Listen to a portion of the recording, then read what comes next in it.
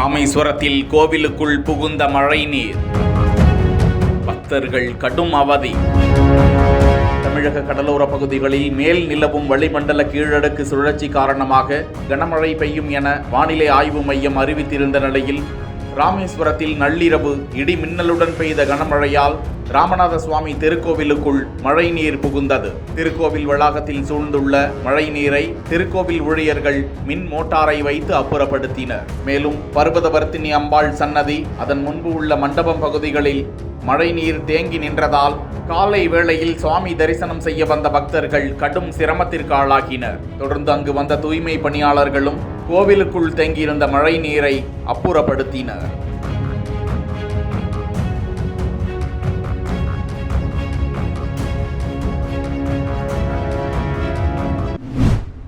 உங்களுக்காக பார்த்து எடுத்துட்டு வந்தா நம்ம வந்துட்டு இந்த மாதிரி பண்ணணும், இந்த மாதிரி செய்யணும் அப்படின்னு சொல்லி அவள் உட்காந்து அழுதுட்டு இருக்கா. இப்போ அவளை நான் வீடியோ கூப்பிட்றவா பேசுறேன், என்னால் பேச முடியல, எனக்கு அழுக தான் வருதுன்னு அவள் சொல்லிட்டு இருக்கா.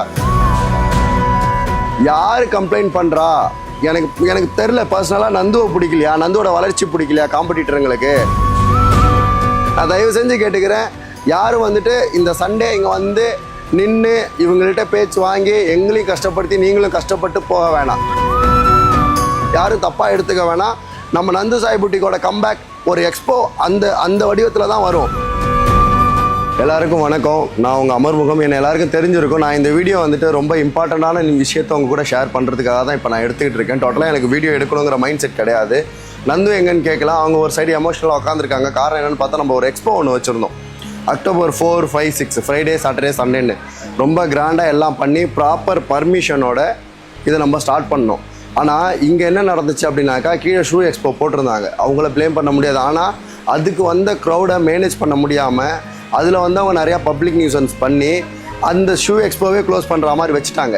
ஷூ எக்ஸ்போவே இப்போ க்ளோஸ் ஆகிடுச்சு. இப்போ சாட்டர்டே நைட்டு க்ளோஸ் ஆகிடுச்சு. அது சாட்டர்டே நைட்டு நான் வந்துட்டு ஏசி சார்கிட்ட பர்மிஷன் கேட்டேன். சார், இந்த மாதிரி நம்மளுக்கு வந்துட்டு வெறும் ஃபேமிலி க்ரௌடு தான் வருவாங்க, ஒய்ஃபு, ஃபீட் பண்ணுற கேர்ள்ஸு, அப்புறம் அடல்ட் கேர்ள்ஸ், இவங்க தான் வருவாங்க, வந்து பர்ச்சேஸ் பண்ணிட்டு போவாங்க, நீங்களும் வாங்க அப்படின்னு பார்த்தப்ப நம்மளது ஒரு மேலே சௌபாகிய மகால் ஒரு 80 அடி, ஒரு 100 அடி லென்த்தும் ஒரு 60 அடி விட்டும் தான் இருக்கும். அதில் நம்ம வச்சு கரெக்டாக எல்லாமே பண்ணி நம்ம எல்லாம் ஆர்கனைஸ் பண்ணி போயிட்டு இருந்தோம். நம்மளுக்கு ரொம்ப சூப்பராக ஃப்ரைடே போயிட்டு இருந்துச்சு.